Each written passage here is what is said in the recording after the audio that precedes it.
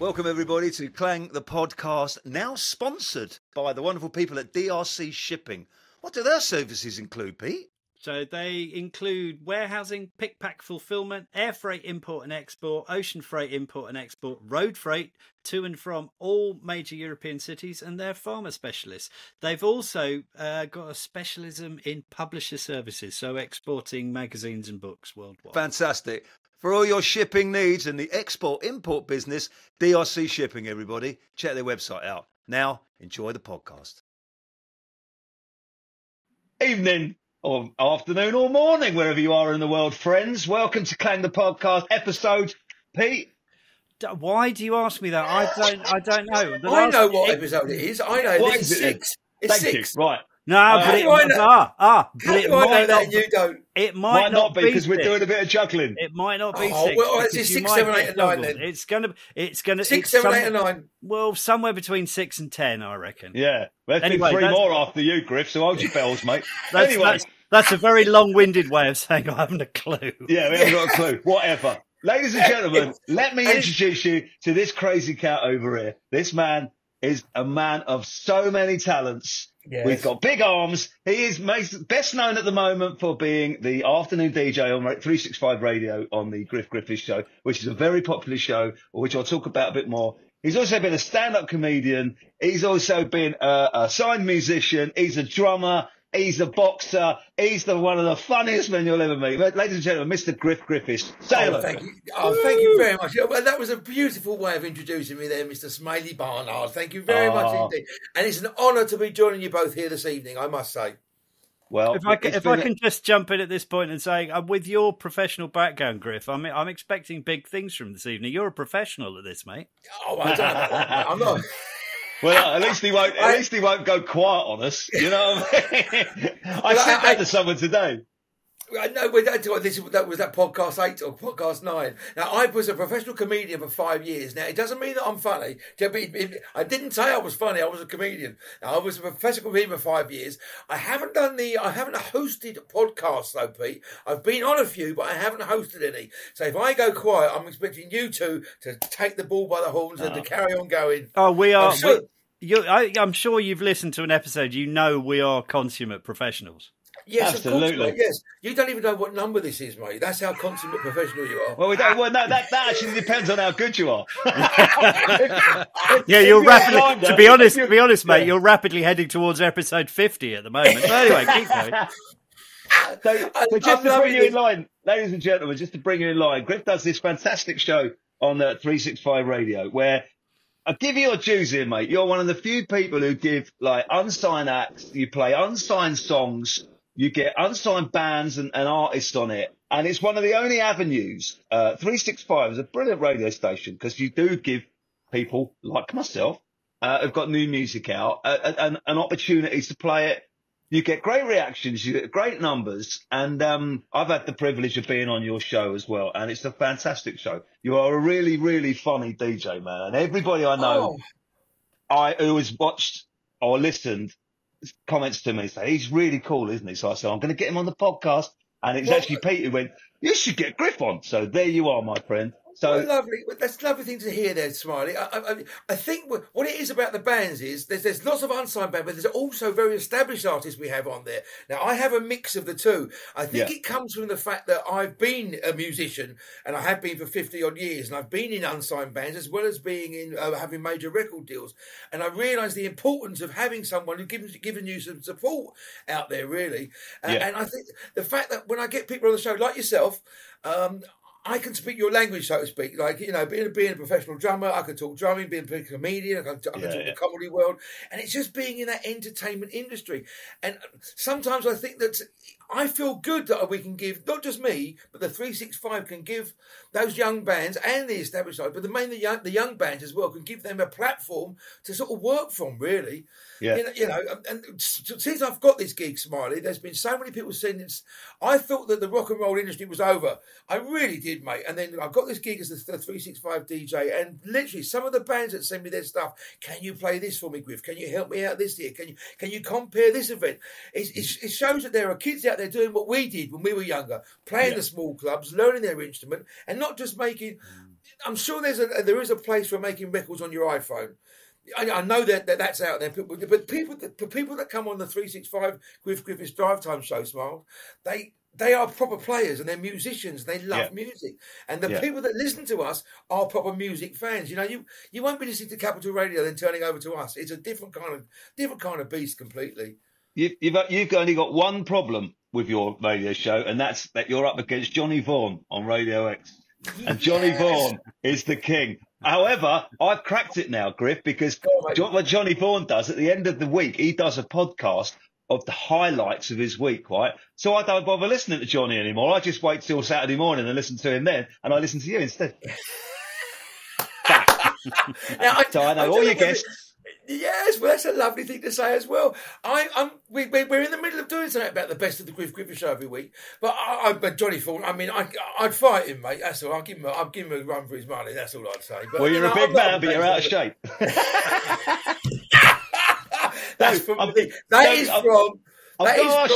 Listen, before we crack on with any Clangs, I've got to ask you a question, and I'm going to ask you live on the podcast because I haven't preempted this one, right? So you ready for this? Yeah, I'm ready for it, mate. Okay, you had Saffron on from Republica, didn't you? Yes, I did. Are you friends with her, or was that a random thing? No. I'm kind of friends with her. I mean, she's been on 3 times now, I think, so I'm kind of friends with her. And I know that you. I think there was some kind of. Didn't you? Something happened when you got caught in a departure lounge, didn't you? Yeah, this is a Clang. This is a Clang. Well, there is. Can I say this? Unsurprisingly, Smiley does have a Republica story. I have got. It's a very good Republica story. Actually. I don't want to fall out with Saffron because I think we're going to be doing some backing vocals for her on one or two of her festivals this year. Just got me myself and Michelle with 1L. Go on, mate. Well, this is my public plea. This is my way of kind of white feathering the whole thing, right? Because I was drumming for Republica. This is a while back, and I was away with Archive I was in Belgium, and they had a show in Hungary the next day. So the plan was we all flew to Romania, and then we got the connecting flight. So anyway, I got there first, to the point where, and this is the most embarrassing thing in the whole thing, I made a sign saying "Welcome Republica." I was going to stand and hold up. Yeah, right. So anyway, I'm sitting in arrivals, right, and I just thought, well, they're going to come through that door, right? So there's no point in looking at all the connecting chisel. I'll wait. They're going to be here in an hour or two. I sat down. So I sat reading my book. I watched every single person come in. And it's getting later and later. And then suddenly my phone rings and it's the tour manager. He goes, "Where are you?" I said, "I'm waiting. I'm just right by your arrivals." He went, "Which arrivals?" I said, "No. What are the arrivals?" He went, "There's 2 arrivals. We're on the connecting flight. We're taxiing. Where the are you?" And I was like, "You've got to be kidding me, right?" Anyway, went sprinting over to the desk and the guy went, "That flight's gone, mate." There were no connecting flights to Hungary. There was no road transport. There was no way. So of course, for the next 2 hours, they were in the air. So I couldn't actually get in touch with them. So in that 2 hours, I realised I couldn't even get back to England. Right? I'm stuck in Romania. Finally, they get off the plane and he calls me and I'm like, "Man, I can't get there." So they had to cancel their big, massive festival. No. Anyway, I messaged Saffron time and I was like, "I am so sorry. It's not my fault, I don't think, but I'm so sorry." And they all blanked me completely, right? For about 3 days. The management, everybody, right? And I thought, I'm going to get your attention. So I invoiced them. They came back to me pretty quickly then. And took me about 14 hours to get home. And they never spoke to me again. And then my mate Danny is a friend of Saffron's. And I asked him last year, I went, "She's still angry with me?" He went, "Oh, yeah, she hates you." So, publicly, Saffron, I think you're lovely. And I am so genuinely sorry. And I would love to all be friends again via Griff. So thank you very much. Oh, listen, she really is. She's a kind-hearted person. She's lovely, man, but she just doesn't like me. Well, no one likes you, Smiley. It's just a whole list. It's a whole list.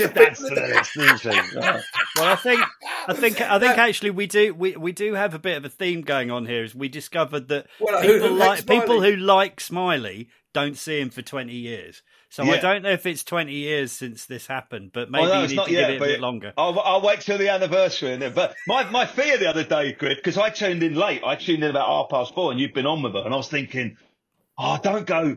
Hey, Saf, do you want to introduce this? This is my mate Smiley. It's his new single. And I was thinking, no, don't do that. No. What happened was, because you Did you know? Were you wary of it then? You mentioned something about it to myself and Michelle when I was at your studio. And because, not as in like talking about her, but talking about this is what happened. We went, no, but you didn't tell me the in-depth that you made them a sign and you were there on time. It was just in the wrong place. Yeah. But anyway, I said to Michelle, I think Michelle said to me, she said, we better take Smiley's. We didn't play your song that day, because I didn't want to make any grief. But I'm playing it every other day, mate. I think it's a fantastic song. I know. All right. Well, you can be Henry Kissinger in all this, and you can help me to make up with Saf. All right. Of course I will, mate. And I can be her drummer again. All right. Cool. All right, Peter. I've done my thing now. You can ask Griff the first question. She's now got a fella called Paul Ronnie Angel from Voodoo. Oh God. Voodoo Machine, and he's now playing guitar for her, and I think he's got all his band working for her from Norway. They was all the part of the Viva la Rockers. I went to the awards the other week. Yeah. She's a lovely. She's honestly, we got on so well. She told me. Hey mate, don't get me wrong. Before I kind of left her hanging in Hungary. I did a couple of gigs with her. I absolutely loved her. She's the loveliest person. She's like a modern day Barbara Windsor. You know what I mean? So did you actually make a sign, Smiley? Yeah. Welcome Republica with a big heart on it, right? And I sat there for like hours waiting, and every time someone came through, a new batch of plane people, I was in my sign. Right? They were over in that terminal. Right. Anyway. It's so sad because it was so big. I just want to finish. Sorry, Pete. Smiley, all of the people, the amazing people, the amazing places, and the amount you've toured the world, you've never let anyone down in the past like that before. No, it's just them, just her. So I apologise. So anyway. They are very special in that department. Yeah, you know. Well, what we should do is get her to agree that she'd come on as our guest, and we can all make up to forgive her. That'd be nice. Oh, that'd be a brilliant on my Wouldn't show. That be lovely? She could be our guest, and a public apology from me, and she would forgive me publicly as well. And then we get a few clangs out of her. There you go. So my olive branch, I'm offering it now. Saffron, I'm really sorry. I am genuinely sorry. But... Do you want me to phone us? Do you want me to phone us, do right. I want to be her mate again. Because a couple of times we've had archive gigs, and Danny said, Saffron's coming tonight, and I've gone, she might beat me up, and then she hasn't come. I hope it's not because of me, because I am quite lovable. So I am genuinely sorry. So anyway, Pete, take us through the clangness. Come on, take us through the clang. I can't. He keeps talking. I can't shut him up. We've got the same haircut, us three. Look at that. Look. We look like half a dozen eggs.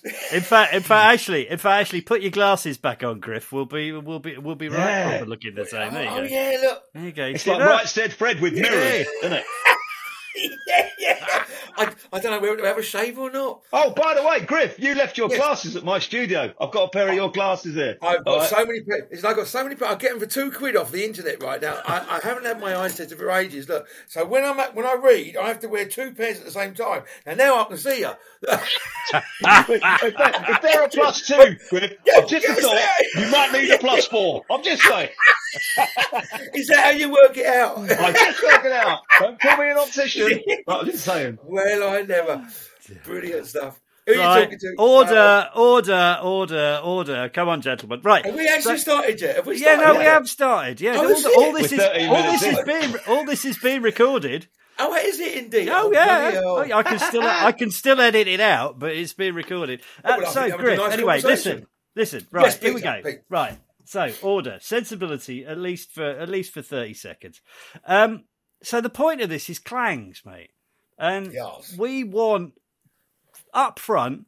We want your first clang, your biggest clang that you've got. And bearing in mind you're up against some pretty tough opposition. So, we've set the bar pretty high with the previous guests. With your background, I'm looking to a biggie, really. Well, I've got quite a few clangs actually. Now, clangs being things where I've had scrapes and interesting stuff with someone who was famous. Yes. Yes, they're That'll sort be of a like. Clang. I mean, obviously, we've got Clangs come in a number of different flavors. There's best Clangs. There's also most awkward Clangs, and then we will get on towards the end towards the one of my favorite, which is the nearly Clang, as in the one that got away. I had a meal once with George Bush Senior, President of America. Hang on a minute. There we go. I love the way people would do this. Oh, by the way, basically an American president. yes, yeah. Is that Clang enough? Wow. No. You've got to go bigger than that, mate. That's amazing. How did that happen? Well, I was in Greece, right, and I was really, really, really pissed. Right, and someone said, "Oh, the president of America's in." Oh, you just hear it, didn't you? And he was in Rhodes, and I'm fucking wandering about this restaurant. There was just all this sort of security staff, whatever, and I fucking managed to get through this first. And he's sitting over in the corner, and I just went and I said, "Hey," and they go, "You can't go this one." And I said, "Oh, the president." I said, "Oh, look, can I say hello?" And he just went to come and sit down. I sat down and I shared his salad with him. No. Yeah. That's mad. Wasn't there a load of blokes talking into their wrists and everything? Yeah. Of course they were. Yeah. But they do for some because I've got one of those nice faces, Smiley. They just let me through. Wow. That's true story. And I've met the Queen. Okay. Hang on a minute. You've met the Queen, so you've gone from American president to Her Majesty. Is that like a kind of Boy Scout thing, or is it a real thing? You weren't knighted or something? No. I was. She was doing. I was in 1976. I think. I was a long time ago, mate. She was doing a walkabout in Wandsworth, and my dad had a business in Wandsworth, and my mum took me and my brother out of school, and she happened to come walking by, and she went straight to my mum, thinking that she was a teacher of all these kids, and she said, "No, I'm not a teacher, but these are my two sons. I met the Queen," and I was cycling down on my own in Cornwall. The boot of the Cornwall. I cycled from one coast to the other in the course of about a day and a half. And I was staying in, I forget where I was staying, and there was thousands of people there. I thought, what's all this? I was covered in shit. No, because I've been sort of off-roading. There's all these people there, and I was like, I had my high vis on, covered in shit. And literally, I thought, I pushed myself to the front, because I'm quite a big dude. And as I did, Prince Charles comes wandering over and said, "Hello, how are you?" I didn't even know he was there. And he shook my hand, and then Camilla shook my hand. She went, "Oh, hello, what have you been doing?" And I said, "I've been cycling." And everyone's like looking at me, and then she must have looked at me. I'm sure that someone had wiped her hand off because I was covered in shit. I didn't even know. And then she looked at Charles and went, "What's cycling?" And he went, "I don't know." What's cycling? It's a thing you sit on. The peasants do. Are they big enough? They're quite big ones, aren't they? No, they're pretty sizable, aren't they? We did have Prince Philip on the other day. Well, we didn't actually have Prince Philip a few times as well. I met Prince Philip because I was. Did he make a mildly racist comment to you? Oh. He was touching. I'm probably going to get in trouble. So he was touching women's boobies, and the husbands and wives. The husbands were letting them. He touched me. I was a groom on the carriage driving team, the British carriage driving team, because this girl that I went out with was part of the carriage driving team, which made me part of the carriage driving team. It was pairs, and I think we were in Holland or somewhere. But we used to go to Sandringham every year, and he would always be like a timekeeper. Always, and then he'd be like, he was so posh you couldn't understand what he was saying. Potatoes. I was very, very drunk. Yeah, very drunk. I think I sound like because I was the king of Spain. You obviously know that, but I sound like I was. I'm a friend of the royals. But here's a good one. I saved the life of one of the rappers, Salt and Pepper. Which one, Salt or Pepper? I don't know. They were both there. And I don't know. I can't tell you which one. They're like Ants and Dec, aren't they? You can't tell which one is. They're the same, aren't they? No. And I was at a Smash Hits party at some film studio, and we was everyone was pissed and out of their heads. And I looked up, and there was one of those massive studio lights was falling, and I pushed her out of the way, and it smashed to the floor right where she was standing. And we all kind of went, oh, and that was it. And yes, a true story. Wow, that's a good one. You say Salt or Pepper. I love that. Yeah. Which one was it? I don't know. I pushed it. I ain't doing that. I pushed it. You better push it real good. Clever. Hang on, I think he's a friend of yours. I had a fight with Rick Astley. Whoa, I've met Rick Astley. Oh, I haven't had a fight with him. Oh, because I was about to say, because if you bump into him again, there's been no olive branch. I don't want to have another fight with him. We could kind of do a dual olive branch thing. Saffron and Rick. Yes, can you imagine that? Oh, he's lovely, Rick Astley, isn't he? Well, I thought it was lovely. You obviously didn't. I was walking up the stairs. I think I was in Monaco or some big hotel. And it was a big event. And I was signed to Arista at the time. I was walking up the stairs. He was walking down there. He was with the singer stroke model that fronted that song right on time. The Black Box. Oh, yeah. Black Box. Yeah. And as I walked downstairs, she pulled my hair because I had long hair. She went ding dong. And I said, don't fucking ding-dong me. I turned around, it was Rick Astley. Said, don't fucking ding-dong me, mate. And he pushed me back. And the next thing I know, we're fighting. Now, my dad was the manager. Yes. What, proper...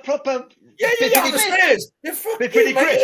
Yes. No. So, and my dad was there because my dad was the manager of my band at the time. And he was at the top of the stairs. And all I'm thinking, like, I can't let my dad see me being beat by Rick Astley. So Rick Astley was fighting me back, mate. And we're rolling down the stairs and we got to the bottom, Smiley and Pete, and said, the honest truth, it was split up by two members of Aswad.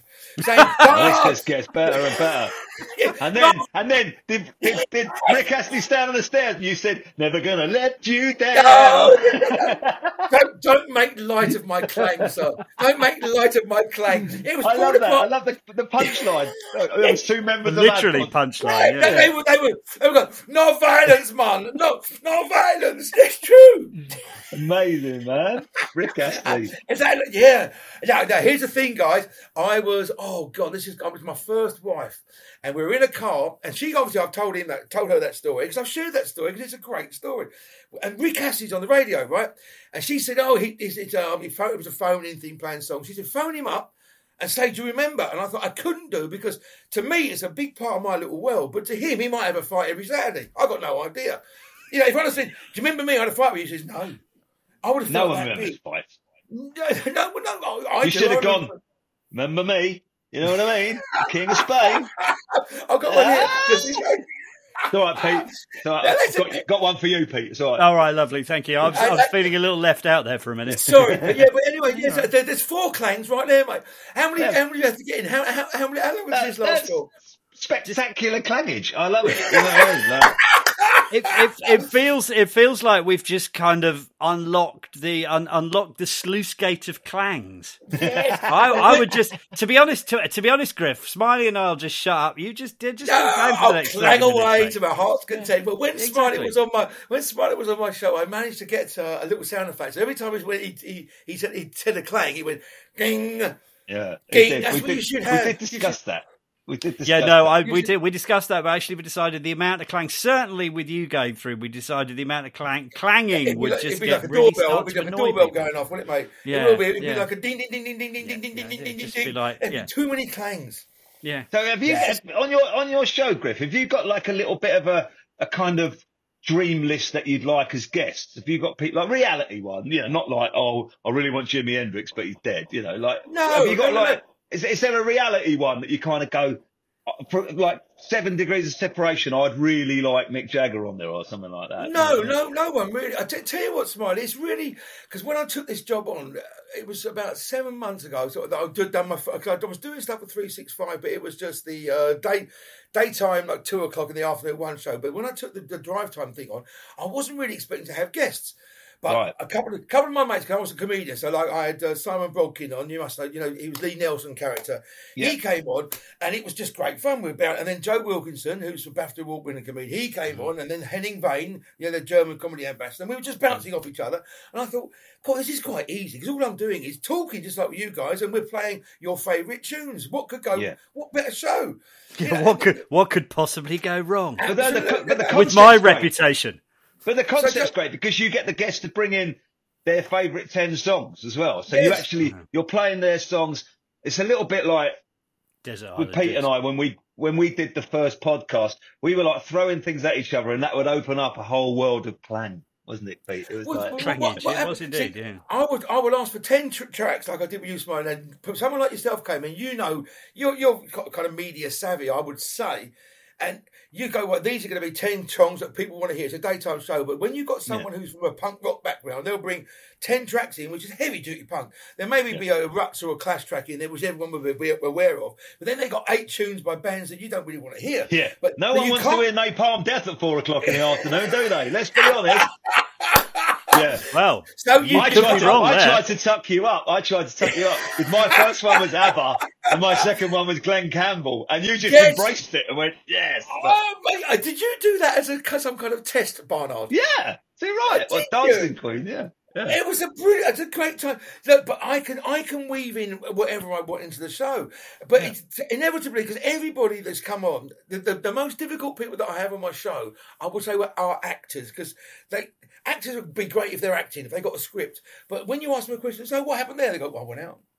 Whereas if you ask someone like yourself, what happened there? Well, I went out and I bumped it, and you would never, and I found this thing, and then all of a sudden there was a break and blue.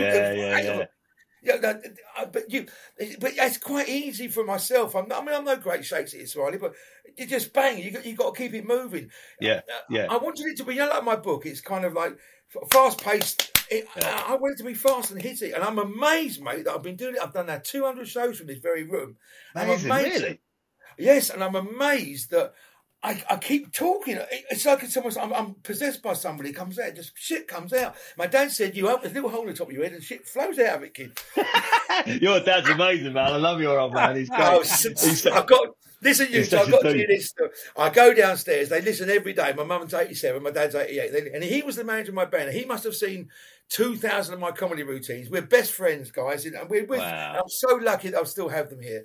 Anyway, I went downstairs the other week and I said, I always go downstairs, make sure you're okay. And, what did it say? He went, yeah, brilliant show today, kid. I love Miley Cyrus. And I said, I'm not playing Miley Cyrus. He was listening to another channel. And your voice, son. Your voice. I like it when you speak really high, like a girl. That's what he said. He said, who's the girl you're talking to? I said, I'm on my own, Dad. Brilliant. He's listening to Capital, isn't he? Yeah. Capital Radio. I don't know what he was listening to. True story, mate. Amazing. So backtracking slightly. Tell us about your band. So what bands were you in there? Because obviously you've had a bit of an interesting career if you've kind of hobnobbing with the likes of or beating up the likes of Rick Astley. Well, I was at school and I had my first record out. I went to see a band called The Jam with my brother, who's no longer here. I was playing drums. I was only about 13, and he took me to see a band, the Jam, in the Greyhound in Croydon. They were supported by a band called the New Hearts, who became Secret Affair. And I was playing drums. I thought, I've got to get into a band. So I joined this band called Bliss, and it became a band called the Bad Actors. Now, we were quite big in that early punk scene, especially around South London, Croydon. We had our first record out when I was still at school, 14 and a half. So immediately, all the girls that I really fancied didn't like, they didn't. And then when they see your picture of the NME or Sounds, they're all over you. So and then I had another record out. So I pretty much played in bands my whole life. Excuse me. We were signed to Arista Records with a band called Funk Crew and a band called Strength. We were signed to Island with a band called Tomboy. I was in back in the day when they were chucking out record deals like they were toffos. You know what I mean? Smiley, I was getting 60 grand a year myself. There was 3 of us in the band just for my advance. That was for 3 years. That doesn't happen anymore. It doesn't. And do you know what's really interesting? All the bands I play for, there's like an age gap, like the Alarm and people like that, or the Stranglers or whatever. And they tell me stories. And the guys in the bands who are like 10 years older than me, they're all financially secure because they all got big advances back in the day, and they all bought houses and bought property and like kind of paid mortgages off. And then the boys 10 years behind them, like me, everybody my age, nobody did that. We didn't get the advances. We missed that boat. That's what we're all I got the advance. I bought a flat out right round the corner. Our first advance. It was crazy. We were like, for example, we went photo shoot when you could have done it in a car park somewhere. We went to North Africa for 2 weeks. We had Robert Freeman, who was taking out photographs. The Beatles photographer, Robert Freeman, and we spent 10 days with Robert Plant. We got caught up in a drug deal with Robert Plant, mate, in Morocco. But all of these, we would fly. Whoa! Spin back! We got caught up in a drug deal with Robert Plant. Explain. Yes. Well, what happened was, but they wanted to go. I don't know if I should say this. Should I say this? Yes, you can. Right. Well, they got. Robert Plant was there with his son, right, and they spoke very pidgin French. Now, in Algeria and Morocco, they speak French, and I think some kind of African and French. And I didn't know. I can't speak French. There's Planty and what's his name? Robert Freeman, and they're trying to get some hash, right? So I'm there with my mate Billy, who's now. Do you remember a band called Must Know Dry as a Bone? I've heard the name. Yeah. I've heard They the had name. a massive hit. They had a massive hit with "Real Love," and I think he may have co-written and produced Shanice's "I Love Your Smile." But he lived here he was in my band for 7 years. But anyway, we were doing this photo shoot in Algeria and Morocco. And they want to get some hash. And I said, we'll come with you. So we're a little bit pissed. And we go, and they go, who's someone like that? And we've gone down these little back alleyways. It's like a street scene from Raiders of the Lost Ark. It really was. And there's all these people going, no, gold teeth. And they're talking away and they come out of this stuff. We'll have some of that. And I was off my tits, mate. And it went really, really weird, right? Freeman turns around to me. The party was there. Freeman turns around to me and says, I think we fucked up here, Griff. I said, well, what's happened? Because we wanted 50 quid's worth. They thought we wanted 50 grand's worth. These fucking and they brought all these lumps out. Dunk, dunk, dunk. And they was proper armed, mate. They realised. They go, and then one of them's gone, Robert Blunt. Yeah, and we've gone, fuck, mate, thank fuck for that. And they just laughed and they gave us some 50 quid. Really? Yes. Wow. I thought I was going to lose my life. Saved by Robert Plant. Saved by Zeppelin. Now here's the thing. We spent nearly every day. We was in a place called La Mamounia at that time. It was the 7th best hotel in the world, right? So we were in this hotel in La Mamounia. Everywhere we went off up to the hills, Planty was following us around, not with us, but with his son. He was doing a tour, so we got to know him really well. Excuse me. So we became quite good friends. And then I'm out in the music industry. I'm selling mirrors, right? And there was a studio. What's that studio in Barnes, Smiley? You must know. It's a beautiful. Yeah. What's it called? Olympic Studio in Barnes, yes. And I was over there for selling a mirror to a shop, and obviously he'd been working there. I don't know who we'd planted. So I'm coming out the van with a mirror. He went, Griff. I went, fucking hello, mate. And he said, what are you doing? I said, I'm out. I don't do drums anymore. I make furniture. He went, oh, it's a real shame, man. Good to see you again. Shook me hand and disappeared. But he remembered me. And and that's a moment that would always stick in my mind. This is Robert Plant. Do you know, I've got one Robert Plant story, right, which is amazing. I was rehearsing, I think it was with Robbie, and it was in the depot in King's Cross, right? And I went for a wee, and it was a really hot day, and I was standing there, and he walked in next to me with no shirt on, right? And he's like a buffalo, isn't he? He's like, there's just hair everywhere, right? He just looks at me and just went, warm, innit? I was like, not that warm. You know what I mean? He had no shirt. All I remember is just had this hair, and it was him, and he was really sweety, and he just looked at me and just went, warm, innit? So hang on a second. So did you? No. Wait. Did you stand next to him at the urinals? Can you corroborate the Percy nickname though? Oh, gotcha. Yeah. What do you mean? Like a baby's arm holding an apple. I tell you. He's renowned for being a swordsman. About as well hung as I believe Iggy Pop is. Well, I tell you, Dion Dublin apparently. I've seen his. Actually, I saw Dion Dublin naked, and I can report that's true. I was on a cruise with my son. He was only about 14 at the time, and I saw who's that comedian that used to go, used to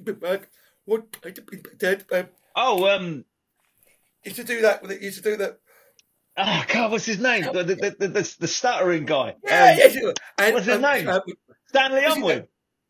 No. There was two. No. There was Stanley Unwin, and there was Stanley Unwin. What was his name? I know what you mean. Oh, yes. Well, I was sitting next to him, and I said, "You ain't going to wee with little bits at a time coming out, are you, mate?" And he was there on his 60th birthday, or was it his 70th birthday? I think he said. Now, what was his name? Oh, you know who I mean? Pete. No, he used to go. I was to come here and it's something like Pee Wee or something like that, wasn't it? Oh well. Anyway, answers on a postcard, folks. You win a Clang mug if you get it. Yeah. You win one of these if you get it right. What happens if you've already got one? You got two. Here's the thing. When this came out, I was going to Spain. We were all going to watch England play. But in Spain, because we're all Palace fans, we didn't want to go to wherever the Euros were, so we went to Spain. And mate, this had just come out. Two of my mates bought it in the Waterstones in Gatwick Airport. Anyway, I signed, and we were really drunk, and they had the books on them, and we was on this table, and the table kept moving. up and down like that to the bloke who owned it. Oh, can I bother you? Can I have your book? So he put the book underneath the fucking table and he stopped on the drinks. And I said, do you want me to sign it? He said, no, can I have it? And it's probably still there now under the table. Oh, yeah. The number of people who have got a flat coffee table with Clang underneath one leg. I tell you, you told me off actually, Smiley, because I left it in the toilet here, and every one of my guests were going, "Oh, you got Smiley's book," and they didn't have to buy it off you. No, they all read it in your toilet. You know what I mean? Like, come on, everybody, it's on Amazon. There must be a Clang equivalent of PRS in that case that you've got to sign up for that. Reading it in Griff's toilet. Yeah, exactly. £1 each time. If they all leave £1 every time. I'm still trying to think of that bloke's name. It's going to come to me. Jimmy. No, it's not Jimmy. It's not Jimmy. Okay. So we need your most awkward Clang, if you've got it. Can you remember? Have you got one that was kind of... Mind you, being nearly caught up in a drugs bust with Robert Plant. And Rick Astley. You probably peaked actually there, Griff. I might have thought. I'm just trying to think. Sorry, guys, I got a coffee. Yes, an awkward Clang. Now, I've met, because I've been in the music industry and the world of media for all my life, like you guys have, and I've met everyone from Alec Jones to the Beach Boys. And some of these people, you just meet once or twice and say hello. They're not your mates, are they? You know what I mean? Yeah. But anyway, so I was working in Los Angeles with a guy called Richard James Burgess, who's a producer, and he was in a band called Landscape, right? He was producing my album. Now, his girlfriend was a really good friend of Billy Idol's girlfriend, right? So he said, we're going to an opening of a club tonight. Do you want to meet Billy Idol? Now, I love Billy Idol, Generation X. He's honestly, he's a hero of mine. I just think the way he looks, his songs, his rock and roll. So I said, yes. So I got hold of my mate Dave, who's a printer. So he's not in the music industry. He came with us, right? We're all off our heads. And Billy Idol's girlfriend was attached to the CD by big bits of elastic. Don't ask me why. She was. Anyway, and I'm standing there we're all just hanging about. And my mate Dave says, I'm going to go have a piss. So he's gone off for a piss. And as he does, Billy Idol's come along, says hello to Richard Burgess, who's come out to me and said, this is Griff. And I shook Billy Idol's hand. I was starstruck. I went, my mate Dave's in the toilet. And he just went, yes, it's true. And he just went, oh, mate. And then he just walked off. And when Dave come back, he said, what did you say to him? I said, I told him you was in the toilet. Oh, mate. Is that an awkward claim? There's something about Billy Idol, because I've met Billy Idol. I met Billy Idol the same day as I met Vanilla Ice, right? Oh, Vanilla Ice! We did this show in LA, and there was it was a big kind of 80s thing, really big, massive arena thing, and every band was doing 20 minutes, and so everybody's going, Vanilla Ice is on. I was like, I am going to meet him. And I went down the corridor, and our band all went towards the dressing room, and there was his dressing room, and I was just standing there looking, it just said Vanilla Ice, and this massive black guy came up, and he went, you all right? I went, yeah. And I was staring at him, he just went, you want to meet the Ice? I was like, yeah. He went, I'll come and find you, right? So anyway, went back to the dressing room, not thinking anything about it. An hour later, there's a knock at the door, and the guy goes, it's time. And he leads me down this corridor, and I swear to God, he opens this door. You know, like in Back to the Future, where there's just smoke. There's all you see. The door is open. And this door opened, and it was just smoke. You couldn't see a thing, right? They were obviously just smoking joints. And out he came, right? And he's huge, Vanilla Ice, right? And I was like, whoa. And he went, hey, man, how you doing? And I was like, wow. We had our picture taken. Then we went and did our gig. Then I got spectacularly drunk and then went and watched the Vanilla Ice gig, of which I jumped on stage with him because I was so drunk. No! Doing a bit of this. And as I was coming back down the corridor, I was the king of Spain at that point, right? And I saw Billy Idol, right? And I went, this is the greatest day of my life. All I need now is to meet Billy Idol. And I just looked at him and just went, very good, very good. I was like, can we have a picture? And then I went in the dressing room and just fell on the corner. It was great. Greatest day of my life. That's a Clang. That's brilliant. That's two or three Clangs in one, mate. That's 2 or 3 Clangs in one there. Yeah. It was a spectacular day. Well, I love that. Another awkward one. I always. In fact, I was in Smash Hits, right, and it was Griff's Party Tips in Smash Hits, and it says, yeah. There's a picture of me. I haven't got my shirt off, but I'm looking beautiful. And it says, I've still got the clipping somewhere. It's in my book, actually. It says, Griff's Party Tips, like, what's your favourite drink? Where's your favourite venue? You know, it's a lot of old shit. And it was, who do you really want to meet? And I've always fancied Diana Rigg, you know, from the Avengers. Yeah. Diana Rigg. That was back in 1982. And, if I'd have met her then, mate, she would have been all over me. Because I was God's gift. I was beautiful before I was hit by that car. If you say so yourself. Even before I was hit by that car carrying razor blades and acid.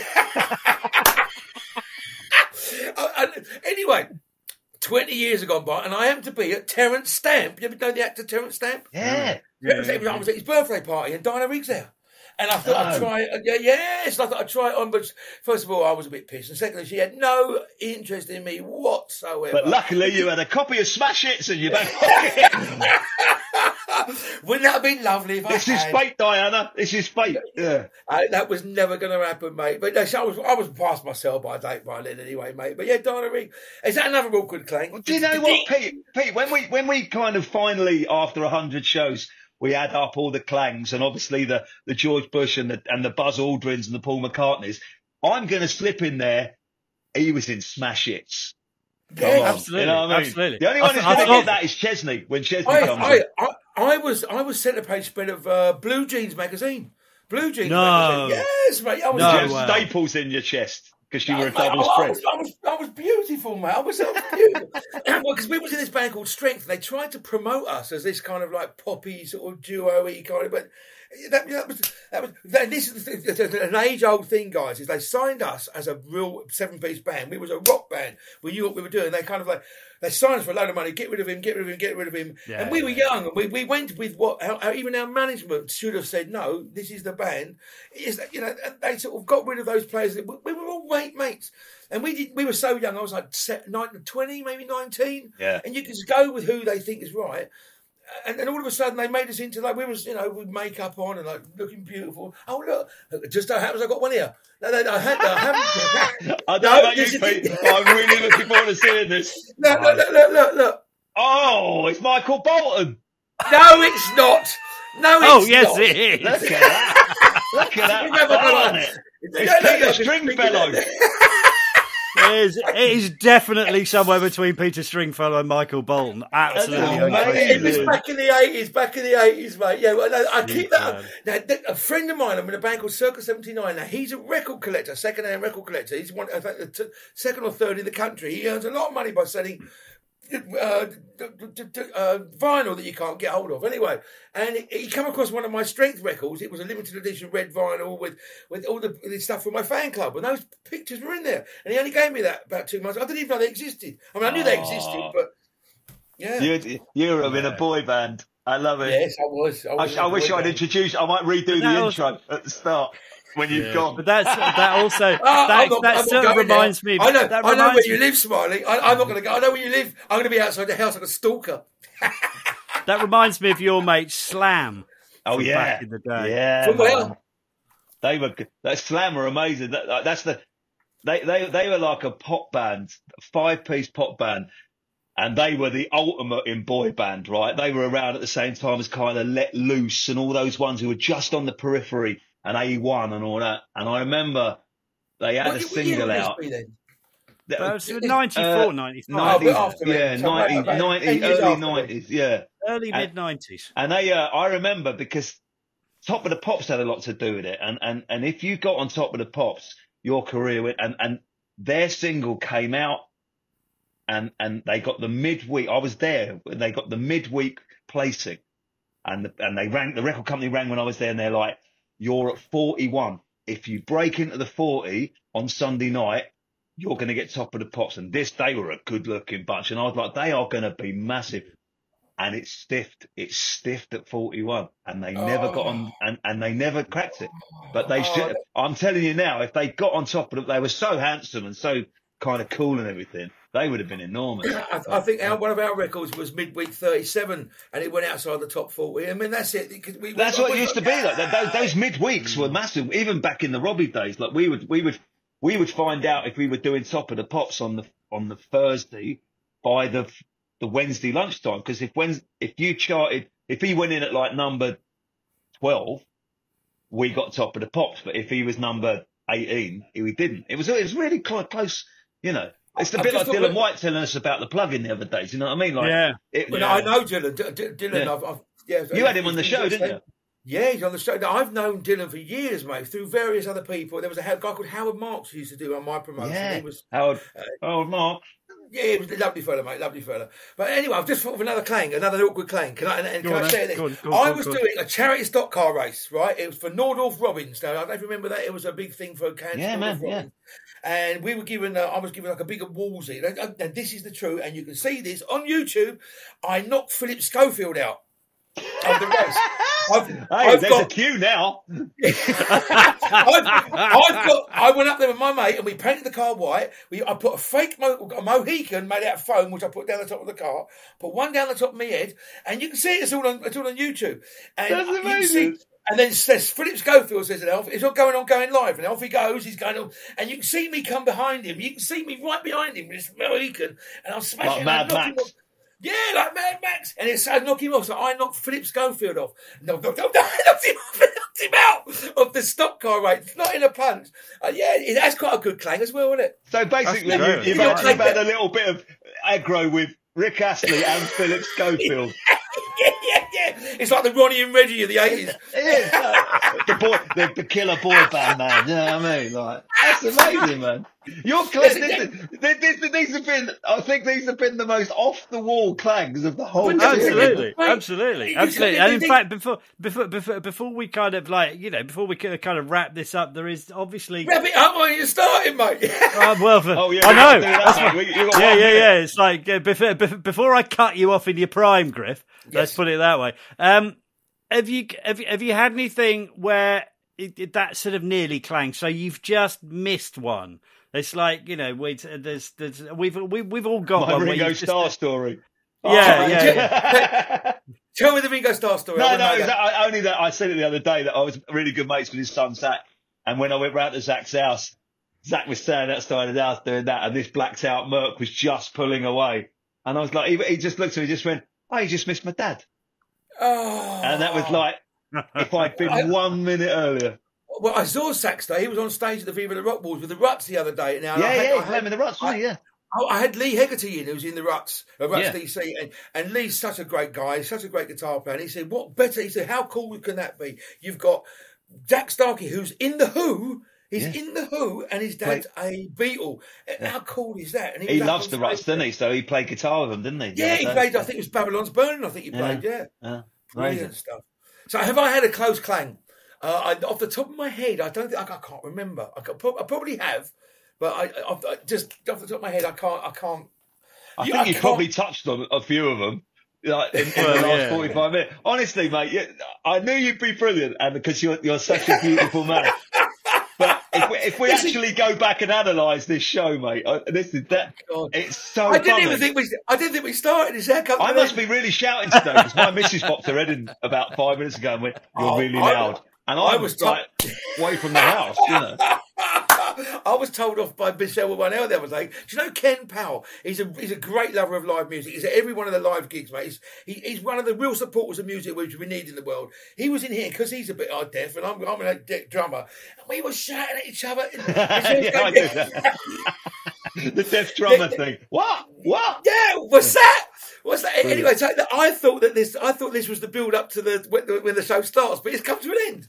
That's it, mate. We've come to the end. So all the best.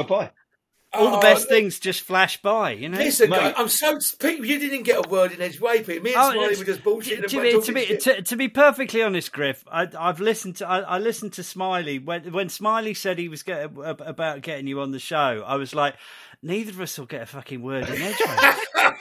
and I have had on occasion to shout across it, but it's like it's not about me. It's about you, and it's about him. Smiley's coming on my show. When you Monday, aren't you? No, I think it's start of next month. I'm away next week. I'm away being a pop star again. So. Dear, that's going to date the show, isn't it? Where you going? Yeah, I'm going to Istanbul, Athens, Thessalonica, and Georgia with Archive. Who are you playing with, mate? Archive. So, mate, listen. Start rehearsals on Thursday, so it's all going to be great. But listen, mate, from me and Pete, you've been an absolute star. Thank you so much for coming on. Thank you, Smiley. It's an honour to be invited. I'll see you in a few weeks when I get back on your show. And I'll tell you what, here's a thought. Why don't I bring Pete with me? I would love to. If you could come along, Pete. Peter, come on the show with me. You can have 5 songs. Yes. Yeah, can they all advertise Clang the podcast as a pair? How's that? Yes. Can they all be off your last album? Yes, they can. Because the ones that I co-wrote. Yes. Listen, I'm playing your song every day, Smiley, and I thank you so much. I thank you so much for getting involved with myself and our little record there. Pleasure, man. And listen, on behalf of every unsigned, unheard of musician that you champion on your show, big thank you, man. I genuinely mean that. Thank you very much indeed. It's an honour that I've got a platform for them. Listen, so do I say goodbye now? Yeah. You can say goodbye, Griff. It's been a pleasure having you on, mate. Thanks for coming on, buddy. We'll see you in a few weeks. You will, mate. You will. Take care. God bless.